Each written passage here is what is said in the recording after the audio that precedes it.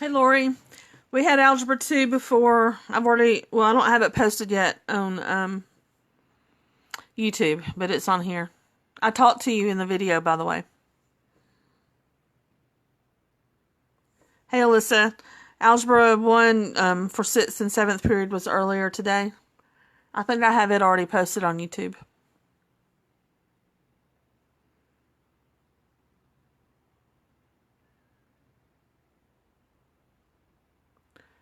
This is Advanced Algebra 1, 5th period. Today's April the 30th. I'm going to wait to see if anyone joins. I usually only have Brittany, Engel, or Taryn.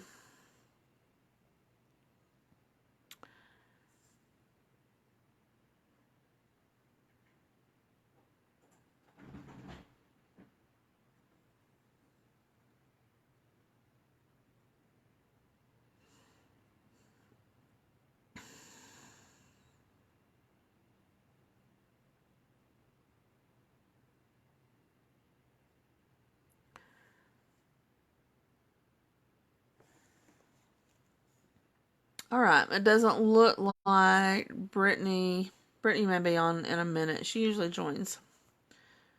I'm going to go ahead and get started with a lesson.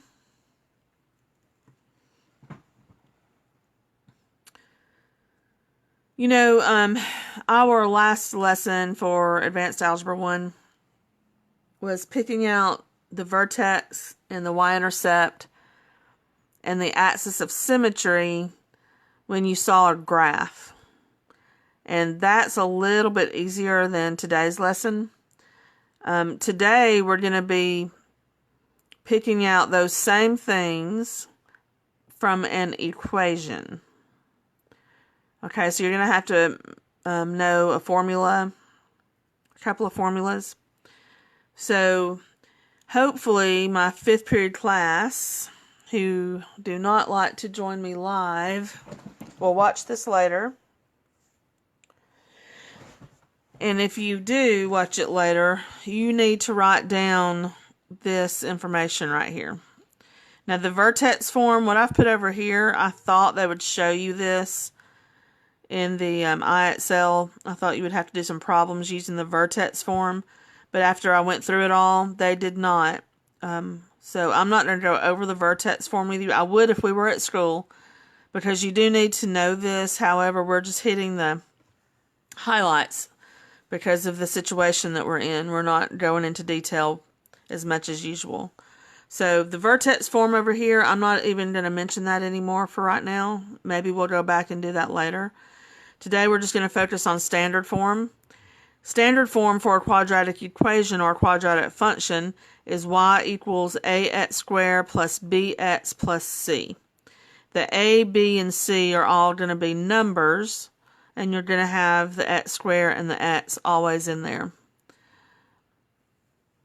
Okay, these three things right here, these are very important. That to find the axis of symmetry, remember we learned in our last lesson the axis of symmetry is that vertical line that goes down the center of a parabola that makes it two mirror images. Now, to find your axis of symmetry from an equation, this is the formula. It's always going to be x equals, just like before. It's a vertical line, so it's x equals. And you get your numbers from doing negative b over 2 times a. Okay, negative b, fraction bar, that's over 2 times a. The vertex, remember when we did the graphs, the vertex was always the x-coordinate.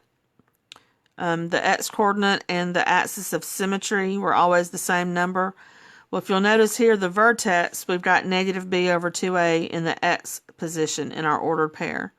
In the y position, there's a function, f of negative b over 2a, which basically means you're just going to take the number for your x and plug it into the problem and get an answer, and that's going to be your y. That'll make more sense when we're actually doing the work. Now the easy part is the y-intercept. The y-intercept is always going to be c, which is this number at the end that has no variable with it. Because remember, when you're finding your y-intercept, x is always 0. So if x is always 0, these terms that have x's with them disappear, and you're just left with that c at the end. And all of that will make more sense whenever you start working the problems out. It says I still have one person. Who's my one person watching?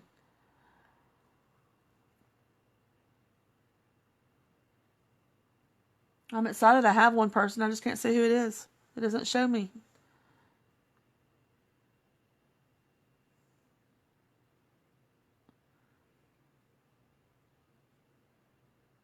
Okay. Whoever you are, enjoy the lesson. Example 1. My dog just growled at me. Don't you growl at me. Example 1. Find the y-intercept.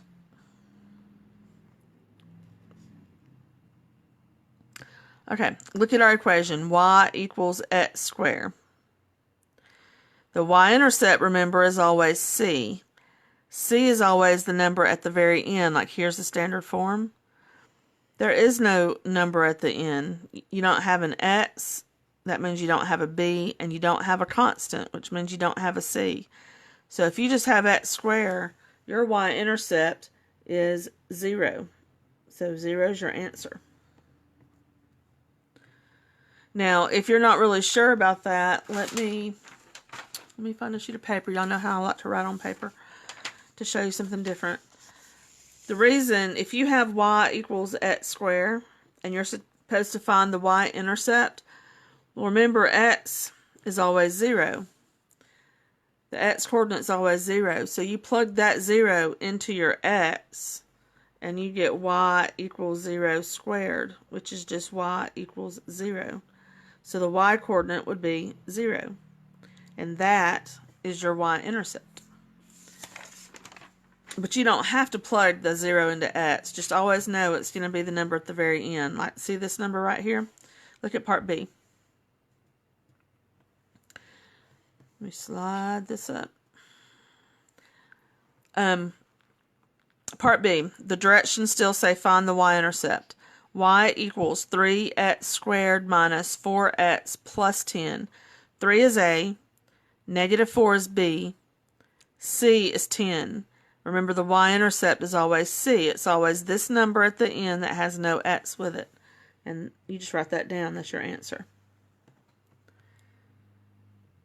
Now, if you're a person that likes to know why, remember, if you were to plug a 0 into this x and a 0 into this x and then compute that, those two terms just disappear to 0 and you're left with 10. Y equals 10. Okay, example 2. Find the equation for the axis of symmetry. All right, the axis of symmetry. Remember, there's a formula for finding the axis of symmetry. It's x equals negative b over 2 times a. So we need to know what a, b, and c are equal to. So I'm just going to identify a, b, and c over here. A is equal to 1 because that's the coefficient of x squared. You don't see a number there. So A is understood to be 1. And I use little a's here and capital letters here, but they're the same letters. That was just kind of me being inconsistent. B is the number in front of my x term, my linear term, which is negative 2. And C is the constant at the end. Remember, that's your y-intercept. But it's not asking in this problem for the y-intercept. It's asking for the axis of symmetry, which is using this formula right here. So x is going to equal negative b. That's going to be negative, and then b is already negative. It's negative 2 divided by 2a, which is going to be 2 times 1. All right, so you can see that I just filled in my numbers for a and b right here, using this a and b over here. And then you work that out. That's going to equal positive 2 over 2 times 1, which is 2, which is 1. So your equation for your axis of symmetry, remember you have to type in the x equals. It's x equals 1. That is your answer.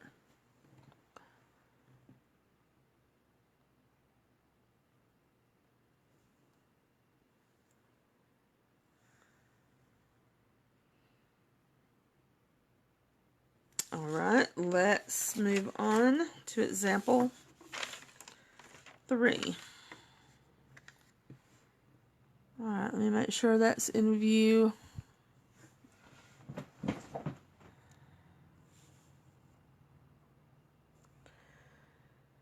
Find the equation for the axis of symmetry. So we're doing that again.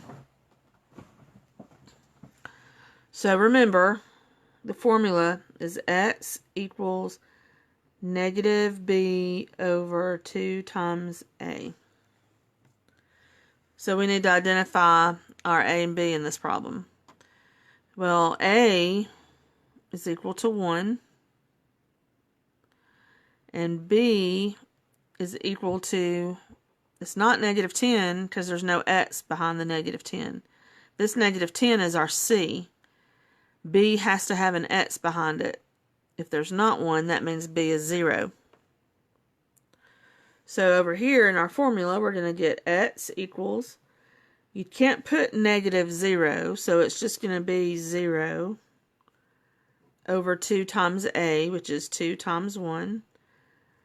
That is 0 over 2, and 0 divided by anything is 0. So your answer, and I'm running out of room, I'm going to come over here at the very edge and write my final answer, which is the equation for the axis of symmetry, x equals 0. So remember, it's just the number you get when you fill in to negative b over 2a.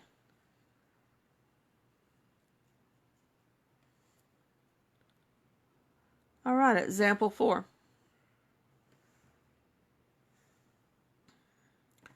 Example 4 says find the y-intercept. So I went back to the y-intercept to make sure that after you've done the axis of symmetry, you can remember how to do the y-intercept. The y-intercept is c. If you look at this problem, a is equal to what?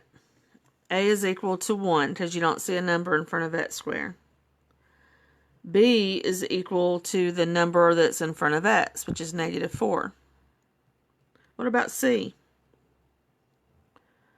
There is no constant down here, so c is 0. So what is the y-intercept? The y-intercept is always c, so the y-intercept is 0. That is your answer. And I'm not writing y equals 0. I'm just afraid that that will confuse you with what we're going to do with the vertex in a minute. I'm just writing the number down. And that's all you enter on your IXL. When it asks for your y-intercept, you just enter the number. On your axis of symmetry, you're going to have to enter the equation just like you did in your last lesson with your graphs. You're going to have to enter like x equals 0. All right, now we're about to find the vertex. The vertex, if you remember, the vertex is going to always have the x coordinate that is the same as the axis of symmetry. So you always start off by finding your axis of symmetry to be your x. So let's identify A, B, and C. A is equal to 1.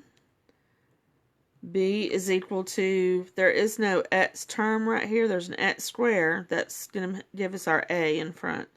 There is no x, so B is 0. And then C, which we don't need it for this, but I'm just going to go ahead and write it. C is negative 5. All right, so starting to find your vertex, you always start off with that formula for your axis of symmetry. X equals negative b over 2a. Okay, so that is going to equal negative 0, which is going to be 0, over 2 times 1, which is 2, and that's just going to give me 0. Okay, so x equals 0. That's the x coordinate in my vertex. This is where I'm going to put my answer right here. So my first number in my vertex is going to be 0, and now we've got to find out what that y coordinate is.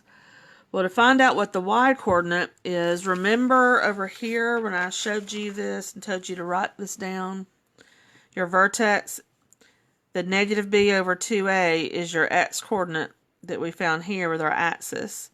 and this f of negative b over 2a, that's telling you to plug it in. That's telling you to plug in your answer to your problem to see what it equals. So going back over here, we have to take our x that we found right here, x equals 0, and we have to go into our original problem and plug that in. So you get y equals 0 squared minus 5. Well, 0 squared minus 5 is just going to give me y equals negative 5.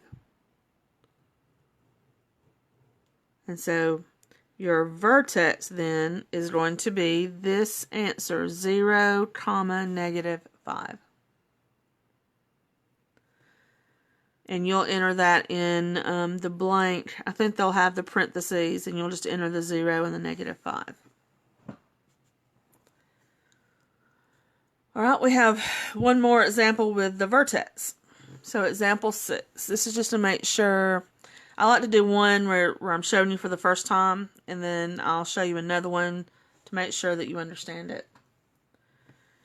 Okay, so find the vertex for y equals x squared plus 10x plus 9. So remember, we need to know a and b. C is not really important in the vertex. I'm going to go ahead and list it because later in another lesson, you're going to need to identify all three of those, A, B, and C.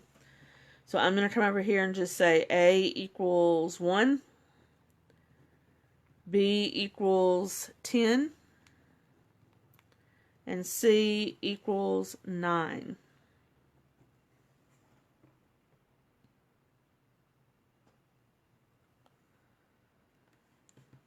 Okay, if we're finding the vertex, our answer is going to be an ordered pair. And we're going to find the x coordinate in the ordered pair, which is the first number, by doing our formula, which is negative b over 2a. To save room, I'm not going to write the formula down again. I'm just going to plug the numbers in. So negative 10, because b is 10, over 2 times 1, which is negative 10 over 2, negative 10 divided by 2. So that gives us x equals negative 5. So we found the x coordinate in our vertex. I'm going to go ahead and put the vertex answer here, negative 5, comma, and now we got to find y. Well, to find y, if you notice, our problem starts out y equals. So we're going to have to find y by substituting negative 5 into our x, both of these x's in the equation, and just work it out. So that's going to be 5 squared plus 10 times 5 plus 9. Okay, that's going to be 25 plus 50. Uh-oh, I made a mistake. Y'all see the mistake? I just now looked back. What is x? X is negative 5, right? And I didn't put my negative in when I plugged it in. So here, this should be negative 5 squared, which is not going to change my positive 25. But this is going to change. When you multiply 10 times negative 5, you get negative 50. And then plus 9. All right, so y is going to equal 25 plus negative 50 is negative 25 plus 9.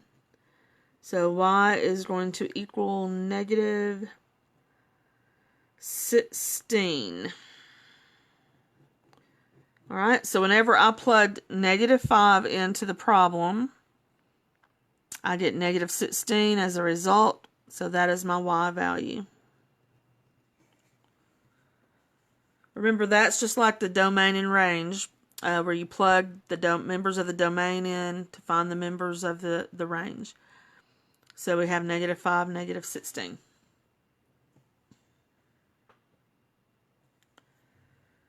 Hey Maurice, we're doing some Algebra 2 if you want to watch. Hey Abby, I've already done the Algebra 1. It's already uploaded on YouTube and it's still on the Facebook page. But you're welcome to watch Algebra 2.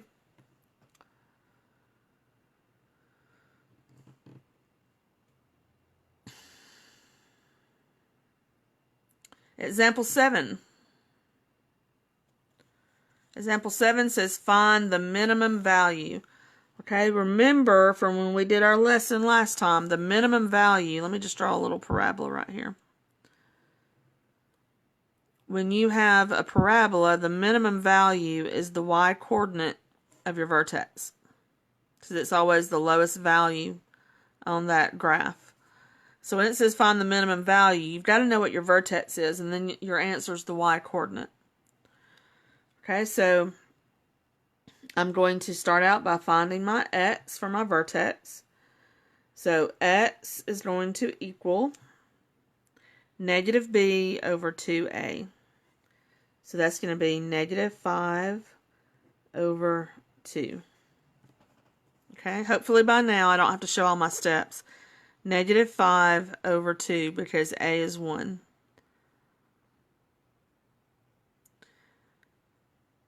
Now, if you don't have a calculator, this might be a little hard for you since we're going to be working with fractions. And I don't have my calculator in here, so I'm going to have to work it out the long way. So x is negative 5 over 2. And now I've got to find y. Oh, this is going to be fun. I'm being sarcastic. I don't have a calculator in here, so I'm going to have to work this out the long way. That's okay, baby. I'll just go ahead and do it the long way. It'll be good for my brain. So y equals,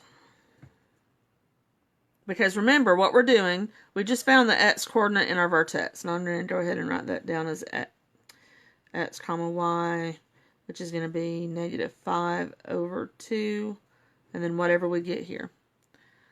So to find my y, that's going to be negative 5 over 2 squared, because I'm going into this original problem, plus 5 negative 5 over 2 minus 3.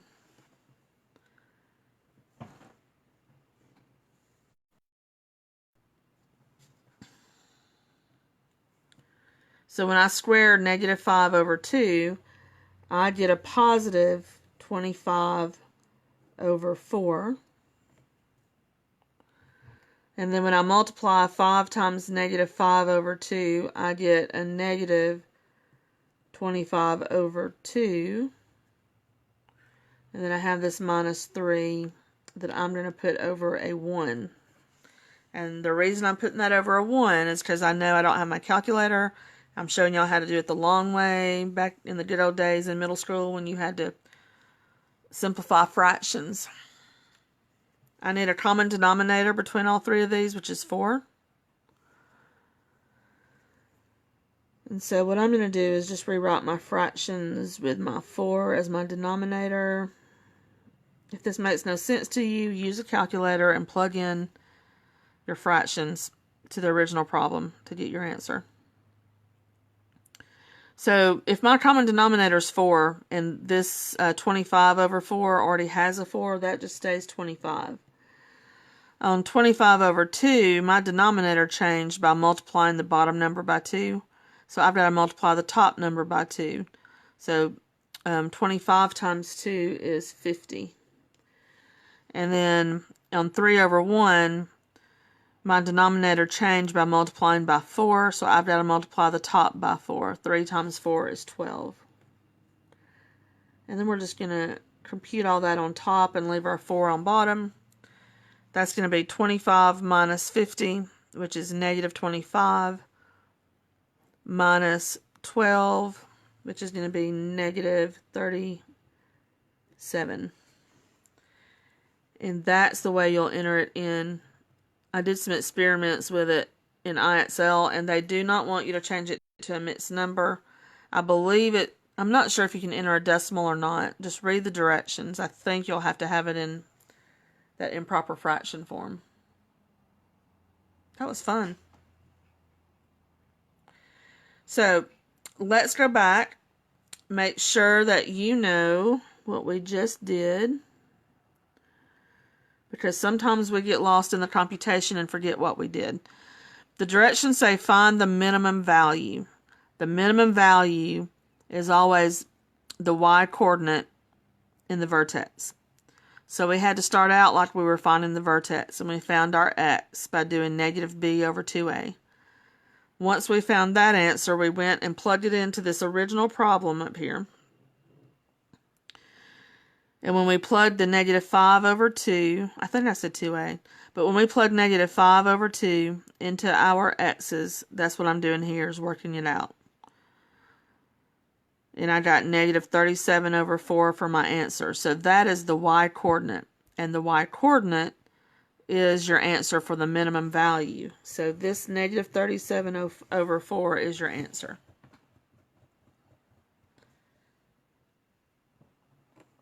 Okay. And we have one more example.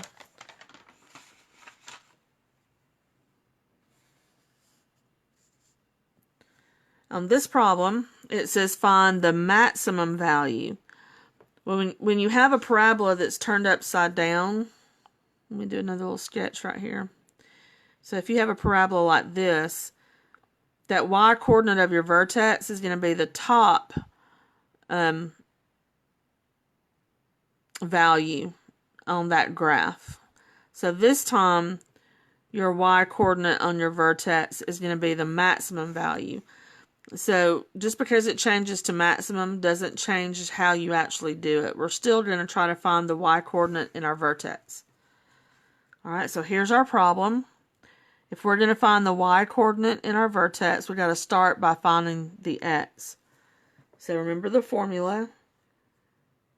X equals negative b over 2a. So that's going to be negative 2 over 2 times negative 4. Alright? So negative b is already a negative 2, so that's a negative in front of negative 2. Over 2 times a, that's 2 times negative 4. That gives me 2 over negative 8, which is a negative 1/4 when you reduce it. So that is my x value. That's my x coordinate. Okay, I'm going to come over here to make my, that's a 1/4. And now I'm going to have to find y, and whatever I get here for my y is going to be my final answer for the maximum value. So once again, I'm going to plug in this negative 1/4 into the x's. If you have a calculator, just plug it into your calculator. That's going to be y equals negative 4 times negative 1/4 squared minus 2 times negative 1/4 plus 5. So you can see what I did. I took this original problem, plugged in negative 1/4 to the x here and to the x here. That's what I've got in the parentheses, and now I've got to work all this out.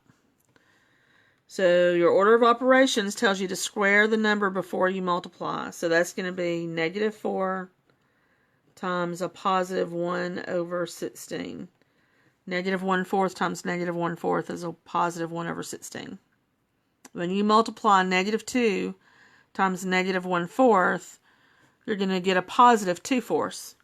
And a positive 2/4, actually, I'm not going to reduce it. I'm going to leave it a positive 2/4. And the reason I'm going to leave it a positive 2/4 is I'm going to get, it's going to be easier to simplify. And that usually happens. When you're simplifying, I wouldn't reduce fractions until the end. Okay, so now I've got to multiply negative 4 times 1/16, which is going to be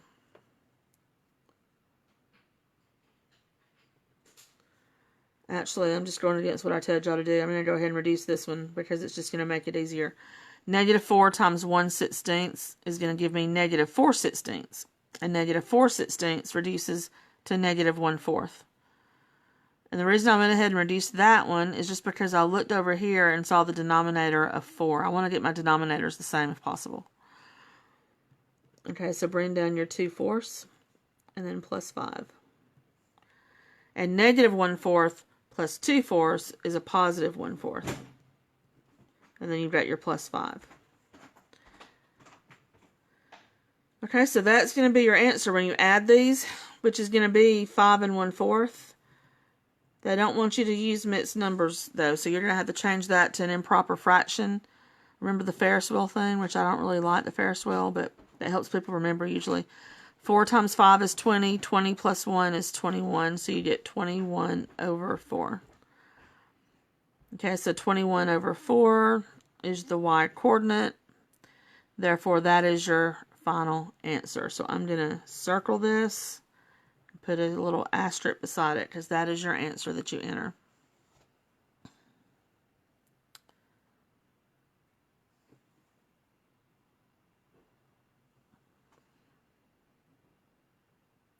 Don't get,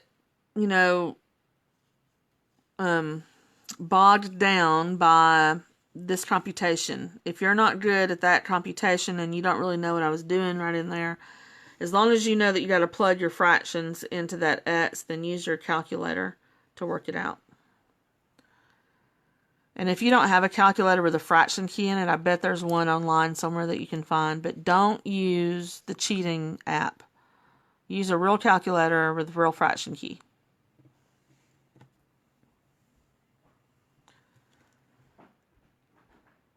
All right, so that's it. Let me go back over to make sure, because we did a lot of computation there, and you might have forgotten everything we did. That's the wrong one. Okay, right here.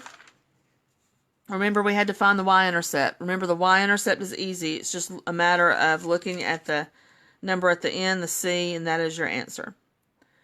And then your axis of symmetry is always x equals, and then you have to do your negative b over 2a. Whenever it asks for the vertex is whenever you do the plugging back in. Okay, so you don't have to plug anything back in until you get to where you're trying to find the vertex. And then after the vertex is when you're finding the minimum and maximum values, which is just going to be your y-coordinate and your vertex. I hope that wasn't too confusing. And I hope y'all really do watch this to learn how to do it. Your assignment is in IXL, it's Algebra 1, and it's BB2.